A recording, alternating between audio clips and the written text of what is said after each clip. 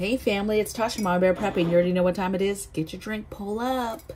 So let's talk about it. So today, wanted to bring a little bit lighter topic. You know, it is a list, I guess you could say. It's 5 things that I think everybody should start doing this year immediately to just help alleviate just everything that's going on, things that are happening, things that could happen, and then go from there.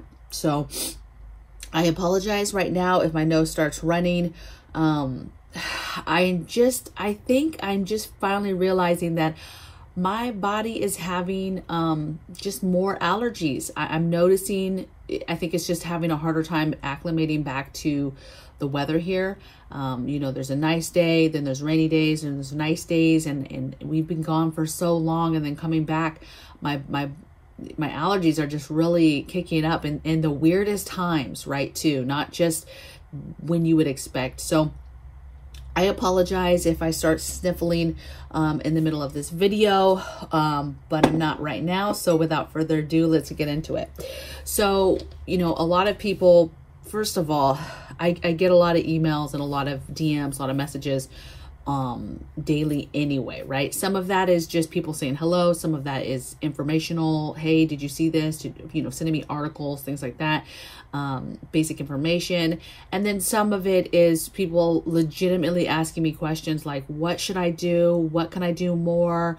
And sometimes I'm very like, watch the videos. Like I have a ton of videos of just talking about stuff. Like start from the beginning and just slowly start watching them and take your notes from the beginning so that when you hear me say something that just little pieces of information that you think is beneficial, just write it down and add. And so it's really hard for me when I get these emails almost requesting, you know, consultation almost of like, hey, this is my situation. What else can I do? And, but that's super broad also. So I'm just going to go over 5 things that I think everybody should be doing. Everybody and their mother. I think that it would be amazing if we made these things kind of the norm. Okay. Number one thing I have is preserve, food, right? Now, preserving food, that can be pretty, first of all, it's fun. It's addictive. I'm obsessed. Most people, when they start, that's what happens. They get excited, they feel great, and they just continue to do it. But for some reason, it's really hard for people to get off the ground and start it, right? You would be surprised how many preppers or how many, even just you, subscribers, and you know if I'm talking to you, have either kept saying, oh, I'm gonna start this summer, I'm gonna start doing it on the weekends, I'm gonna start, right? And then they don't start. Or even worse, some of y'all have stuff already, have been gifted stuff, hubby or whoever has given you a canner, you have a dehydrator, you have food saver, people, you have the stuff, but it's still in boxes and you haven't taken it out and you haven't used it yet, okay? I would urge you that you are blessed, way more blessed than a lot of people that can't afford stuff maybe right now. And so take that bad boy out, whatever, you know, system it is, and start using it, okay? Please don't wait to learn how to do this stuff. It's super important and it's addictive. So then you'll go on to the next project and you'll go on to the next project. And then before you know it, you're like, okay, I need another preserving type system so I can incorporate now doing this, okay? If you have nowhere to where, you have no idea where to start right now today, start easy. Start with like watching some YouTube channels on fermenting. Pick your favorite vegetable and literally Google how to ferment it. Get some jars and ferment some vegetables, okay? Water bathing, you just need the pan and you need some jars. So again, get you a case of jars, get you the little kit for canning as far as the utensils and stuff, the little jar lifter, stuff like that. You can get the box of stuff on Amazon for like $15, $15, the whole little box of everything you need, really, bubble popper, stuff like that. But you know, and then the pan, you know, you can buy the pan. They're not super, they're like any other pan, right? But you don't have to have that. If you have a big, huge pot already for boiling, soup pot, whatever, that's fine. All you need is something to go on the bottom. You need the tray. Now, you could cheat if you have an Instapot. You have that bottom thing that goes on there. That might be something that you're able to put to the bottom of that and use to set the jars. It's basically the jars can't sit on the bottom of the pan, but any pan can be used. It doesn't have to be that fancy, you know, sprinkly, egg looking, you know, pan, right? So start simple and you know, water bathe, make you some jam, right? Make you some jelly. That's super, super easy, super beginner type item to do. Or just say you're going to ferment something. Okay. Very easy to do. Okay.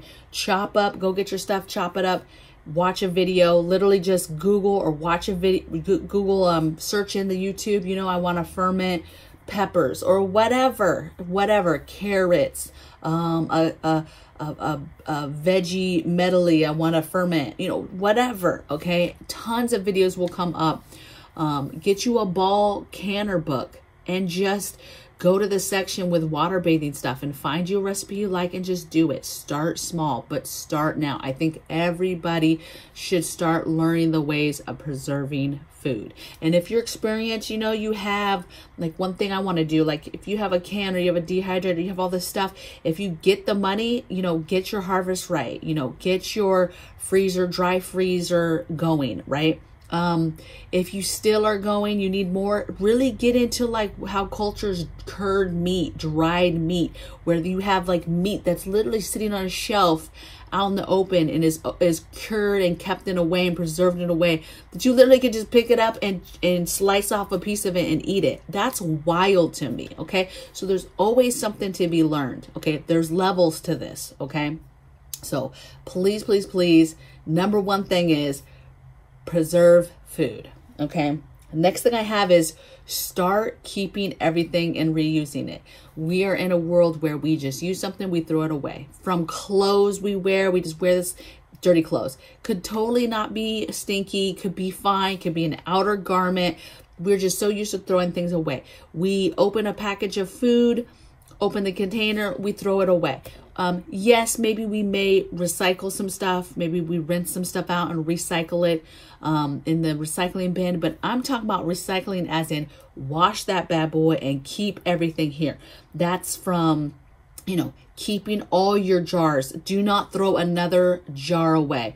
A jar that has a lid that you got from the grocery store that had like spaghetti sauce, pickles, any kind of jarred, keep that. Do not throw that away. That is a very important way. Again, it's another vessel for preserving food. Do not do that anymore. Never, never, never. Do not throw away any jars or the lids that go with them. Do not, okay? Super important to reuse those. Plastic jugs, especially the thick, nice ones that like your juice comes in. We buy the cranberry, like all the cranberry juices I buy. Cranberry, the blackberry, the cran grape, the cran apple. We buy all those. And those containers are super thick, super nice. Do not throw away those anymore, okay? Those can be used for all types of stuff. Throw some rice in there with a pack. Oxygen absorber. Throw some beans in there, close that up, tape up the top. You can put water in there, okay? Put it somewhere. Even the milk jugs that tend to leak or whatever, put water in them. I put water in them and then I take them to the garage so that if they leak, they get a pinhole leak, whatever, it doesn't ruin my floor or get water everywhere in the house. It's already out in the garage if that happens. But that is another vessel to keep water in, okay? Yes, non-potable water, okay? Possibly potable, really, if you treat it or it's well, you know, it's good. Listen, water is so important, and I keep those. I throw them on there, and I literally just write old water on the thing, just so I kind of just can glance at it and know it's not real water. It's real water, but you know what I mean.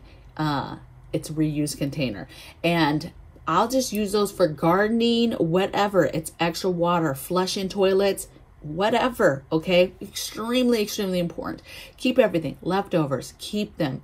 If your family refuses to eat the leftovers, then you get creative and you either, one, make sure you're not making too much and you don't have leftovers, or two, do your part and revamp it. Turn those leftovers into something else. Make them work into the next meal, okay? I know that if you're not a chef or you're not like really into cooking that much, that's kind of a hard thing. Like, what do you mean turn it into something? But there's all types of things that you can do. And, you know, I'm trying to think of an example. Let's say you make spaghetti, you make a huge pot of spaghetti and nobody wants to eat it again. They thought it was delicious the first night, but they just don't want to eat it again. They're like, what? It's cold. And even if I got to heat it up, they're just lazy. They just don't want it. Their minds are not adjusted to like leftovers. Okay. Again, something our society has done, just, oh, you don't want it, just throw it out. No big deal. Like, oh, no big deal. People are starving in the world. Countries are starving. Kids and babies are starving. Just throw it out. Like, just, I'm not even grateful for this food. Okay. So an example would be, okay, take that spaghetti, right? Heat it up, put it in a lasagna pan, put some cheese in it, maybe add something else to it, and then bake it up and just make it a spaghetti. You would be surprised, like they'll think it's a whole new meal and it's that same spaghetti, okay? Just rethink it through and do things, okay? Taking the meat, you had meat separately, you had meat and you had maybe potatoes and carrots. Maybe you can throw that all in a pot and stir it together and make some kind of stew, right? Heat it all together. Maybe you take the meat only and you make some fresh rice and you just reheat the meat, cut it up differently, and then it's a meat. Maybe make some gravy on the side, whatever. And there's a lot of ways to repurpose food, okay? Let me just look at my thing. Fire starter materials, keeping your outside water, even having buckets. Like sometimes I have containers that are sitting out and it's collecting water, and it's just what I call loose collection of water. I literally, they're here and there within the garden, and then if it rains a little bit and there's a little bit of water in there, I'm able to use that the next time that I'm watering. And it's just a little bit of water, but it's still helpful in regards to saving water that's, you know, coming out of your bill, okay?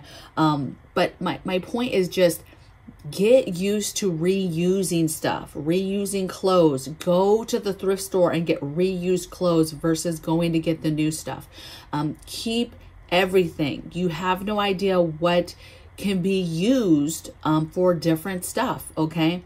You know, if you mail anything, even like birthday presents, things like keeping boxes so that you already have that. Saving money in little ways like that will be helpful, but you've got to start thinking that there's value in things that we are used to as a society just throwing away. Oh, I don't need that. There's no purpose for that, but there is, okay?